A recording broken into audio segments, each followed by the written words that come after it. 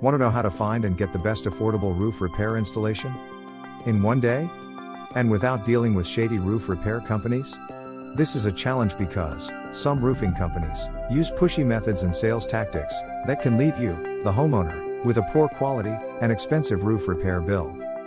Here are 5 questions that you should ask to help you identify a reputable roof repair company. 1. What types of roofing do you install? 2. Do you offer financing? 3. Do you work with homeowners insurance to file claims? 4. Do you have a current license to do this work in my area?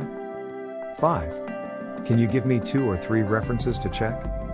Now that you understand some of the top questions you should ask your roof repair contractor, there's no reason to keep struggling with that leaking roof and dripping water inside your home. Ready to get help with a reputable roof repair contractor? Visit us online and follow the link below.